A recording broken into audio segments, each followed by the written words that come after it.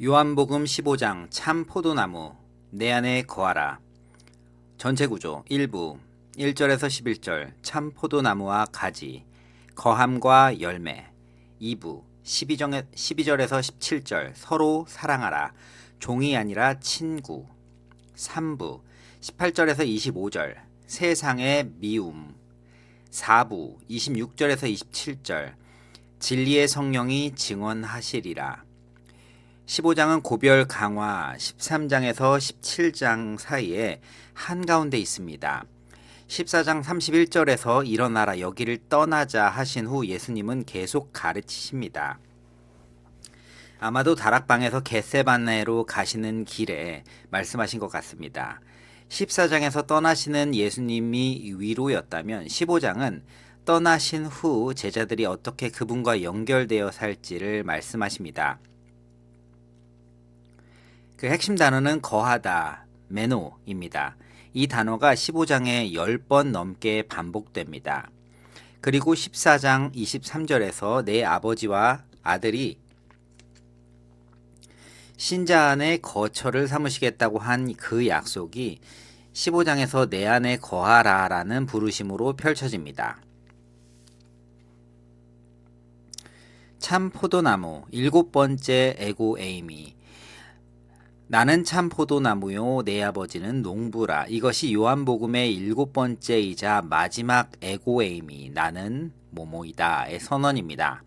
생명의 떡, 세상의 빛, 양의 문, 선한 목자, 부활이요 생명, 길이요 진리요 생명.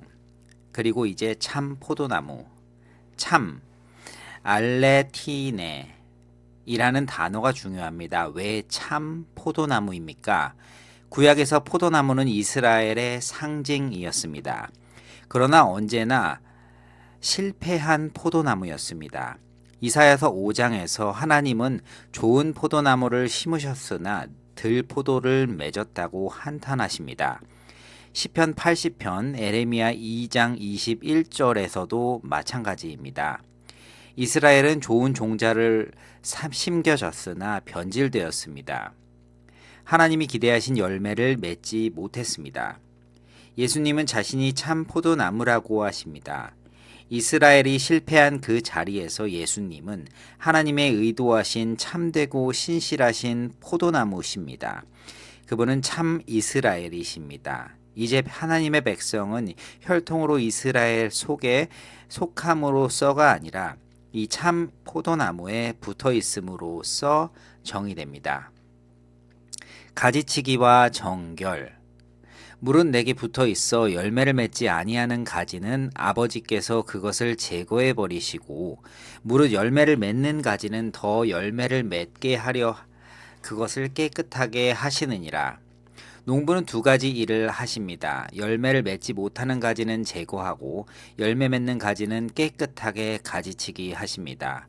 여기서 헬라어 언어 유희가 있습니다. 깨끗하게 하다 카타이오와 다음 절 깨끗하다 카타로스가 같은 어근입니다.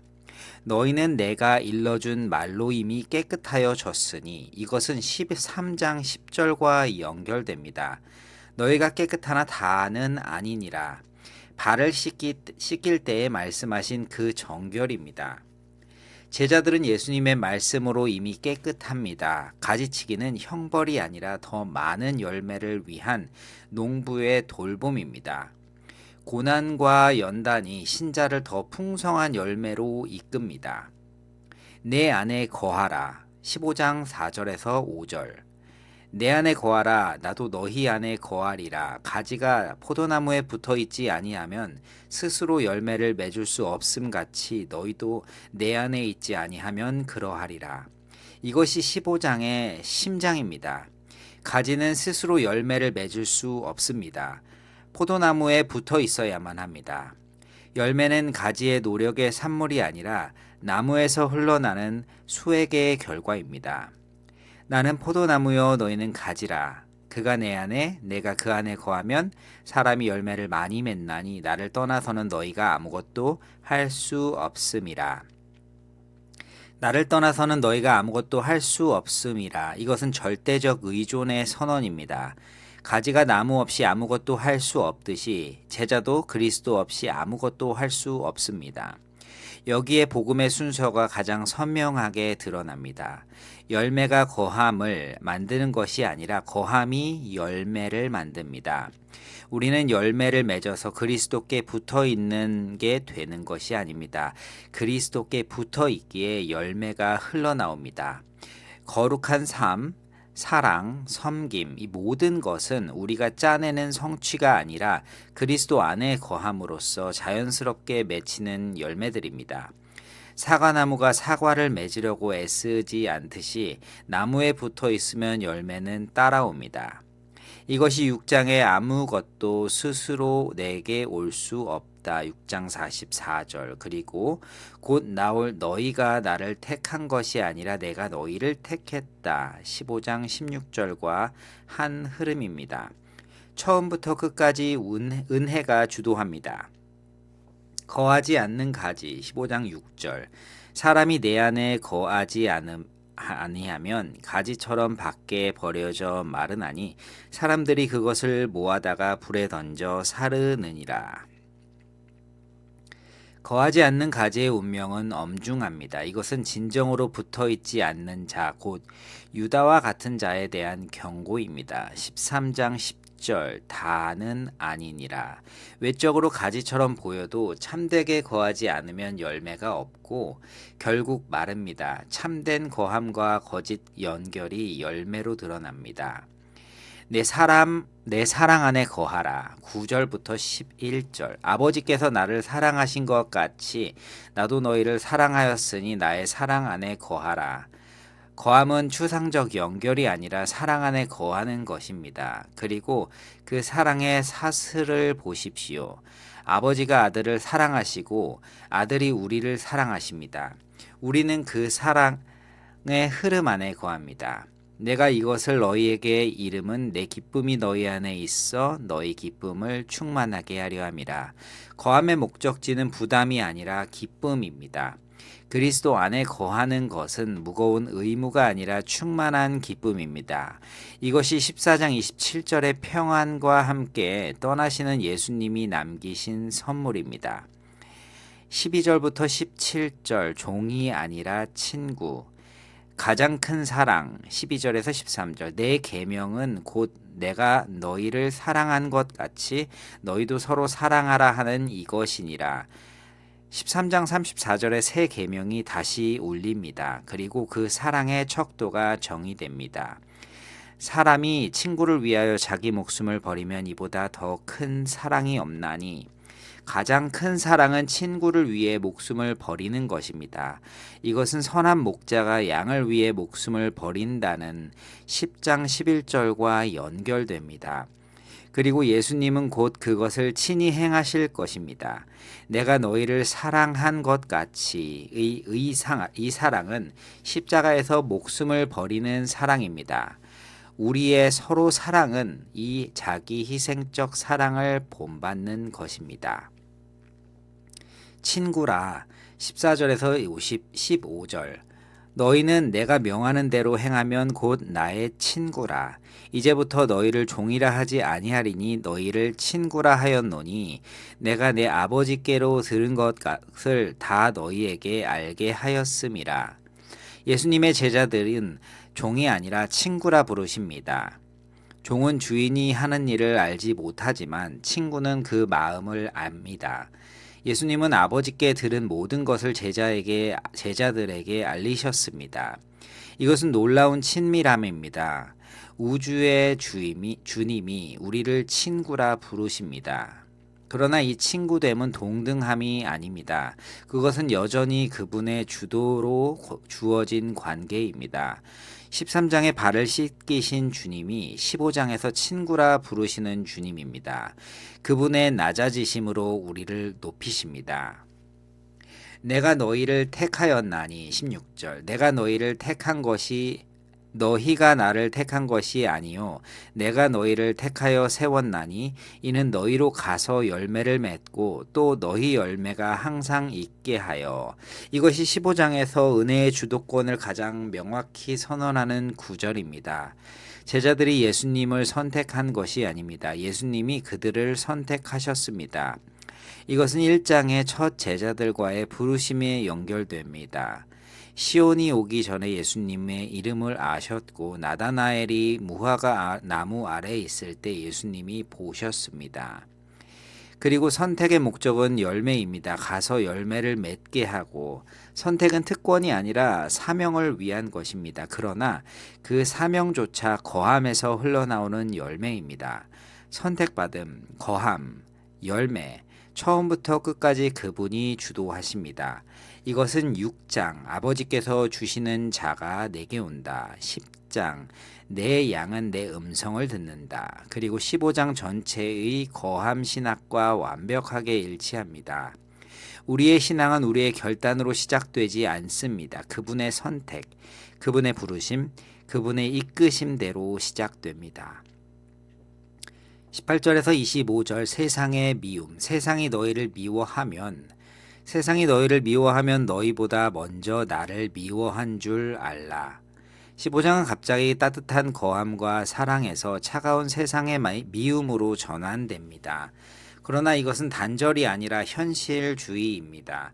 그리스도 안에 거하며 서로 사랑하는 공동체는 동시에 세상의 미움을 받을 것입니다. 너희가 세상에 속하였으면 세상이 자기 것을 사랑할 것이나 너희는 세상에 속한 자가 아니요 도리어 내가 너희를 세상에서 택하였기 때문에 세상이 너희를 미워하느니라. 세상이 미워하는 이유는 제자들이 세상에 속하지 않았기 때문입니다. 그리고 그들이 세상에 속하지 않은 이유는 다시 예수님이 그들을 세상에서 택하셨기 때문입니다. 15장 16절의 선택이 여기서 다시 나옵니다. 선택받음은 세상으로부터의 구별을 의미하고 그 구별이 미움을 부릅니다. 종이 주인보다 더 크지 못하다 한 말을 내 말을 기억하라. 13장 16절에서 종이 주인보다 크지 못하다고 하신 것이 여기서 다른 적용으로 나옵니다. 13장에는 섬김의 맥락이었고 여기에서는 박해의 맥락입니다. 주인이 박해받았으면 종도 박해받습니다. 제자도는 주님의 길을 따르는 것이고 그 길에는 십자가가 있습니다. 핑계댈 수 없는 죄 22절에서 25절 내가 와서 그들에게 말하지 아니하였다면 죄가 없었으려니와 지금은 그 죄를 핑계댈 수 없느니라. 세상의 미움은 단순한 오해가 아닙니다. 예수님이 오셔서 말씀하시고 일을 행하셨음에도 미워하는 것은 빛을 보고도 거부하는 죄입니다. 19장 41절과 연결. 본다고 하니 너희 죄가 그대로 있느니라. 예수님을 미워하는 것은 아버지를 미워하는 것입니다. 15장 23절. 아들과 아버지가 하나이시기 때문입니다. 그러나 이는 그들의 율법에 기록된 바 그들이 이유 없이 나를 미워한다는 한 말을 응하게 하려 함이라. 이것은 시편 35편 19절, 69편의 4절의 인용입니다. 이유 없이 나를 미워한다. 세상의 미움조차 성경의 성취입니다.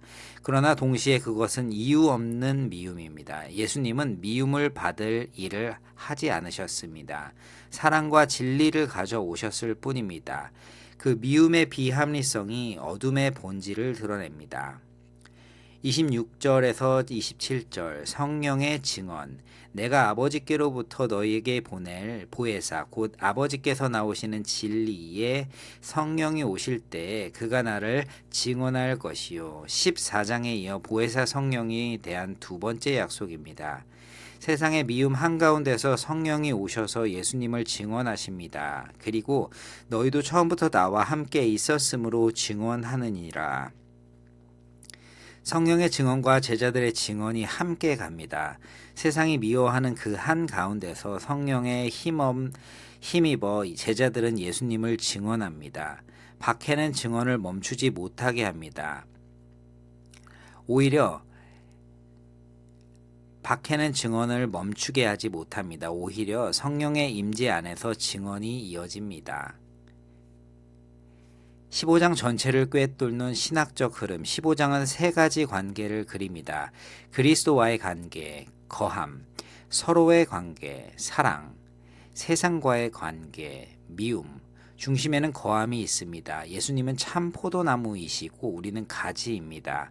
이스라엘이 실패한 그 자리에서 그분은 신실한 참 포도나무가 되셨고 이제 그분에 붙어 있음이 하나님 백성의 정체성입니다. 그리고 거함은 핵심 진리는 이것입니다. 열매는 우리의 성취가 아니라 거함의 결과입니다. 나를 떠나서는 너희가 아무것도 할 수 없음이라. 우리는 열매를 맺어 연결을 얻는 것이 아니라 연결되어 있기에 열매를 맺습니다. 이 거함은 사랑으로 표현됩니다. 그리스도의 사랑 안에 거하는 자는 서로 사랑합니다. 그리고 그리스도의 사랑의 척도는 친구를 위해 목숨을 버리는 십자가의 사랑입니다. 그분은 우리를 종이라 아니하시고 친구라 부르시며 아버지의 마음을 나누십니다. 동시에 이 공동체는 세상의 미움을 받습니다. 그러나 그 미움은 제자가 세상에 속하지 않았다는 증거이고 주님의 길을 따른다는 표지입니다. 그리고 그 미움 한가운데서 성령이 예수님을 증언하시며 제자들도 함께 증언합니다. 은혜의 순서가 15장 전체를 관통합니다. 너희가 나를 택한 것이 아니요 내가 너희를 택하였다. 16절. 우리의 거함도 사랑도 열매도 증언도 모두 먼저 우리를 택하시고 사랑하신 그분에게서 흘러나옵니다. 가지는 스스로 살 수 없습니다. 나무가 가지를 살립니다. 우리는 그분 안에 거하기만 하면 됩니다. 그러면 그분의 생명이 우리를 통해 열매로 흘러나옵니다. 최종 결론. 요한복음 15장은 이것을 선언합니다. 예수님은 이스라엘의 실패한 자리에 서신 참 포도나무이시며 우리를 먼저 택하여 가지로 삼으셨으니 우리의 열매와 사랑은 우리가 짜내는 성취가 아니라 그분 안에 거함에서 흘러나오는 생명이요 그분을 떠나서는 우리가 아무것도 할 수 없다.